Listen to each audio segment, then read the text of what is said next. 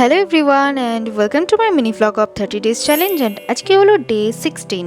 মা আজকে একটু বাইরে যাওয়ায় মিস্ত্রি কাকুদের চায়ের দায়িত্ব ছিল আজকে আমার ওপর। আর তারপর আমি হয়ে গেলাম রেডি, কারণ আজকে আমি আর আমারই একটা স্টুডেন্টের মা মানে পুরবিদি আমরা দুজন মিলে যাব একটুখানি টাইফু খেতে। কারণ আমারই একটা ভিডিও দেখেছিল এর আগে শুভ রেস্টুরেন্টে, তো আমাকে বলেছিল ওই রেস্টুরেন্টটা যাবে, তো একসাথেই যাব।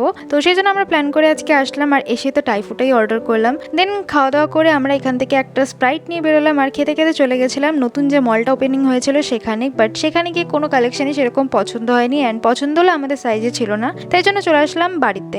আর বাড়ি আসার সময় পূর্বেদি আবার আমাকে এটা কিনে দিয়েছিল, এটা খেতে বেশ ভালোই ছিল। বাড়িতে এসেই তো আমি চলে গেছিলাম ওপরের ঘরগুলোতে, আর গিয়ে দেখি যে এতটা পুট্টির কাজ শুরুও হয়ে গেছে, তো দেখে বেশ ভালোই লাগলো। তারপর চলে গেলাম লাঞ্চ করতে, আর লাঞ্চে আজকে মা বানিয়েছিল পোলাও আর তার সাথে ছিল চিকেন কষা, যেটা তো খুবই টেস্টি হয়েছিল। দেন এই আইসক্রিমটা খেয়ে নিলাম আর তারপর টিউশন পড়িয়ে বাড়ি চলে আসলাম। আর আজকে তো সারা রাত্রি এরকম ঝমঝম করে বৃষ্টি হয়েছে, তো ব্যাস আজকের জন্য এইটুকুনি।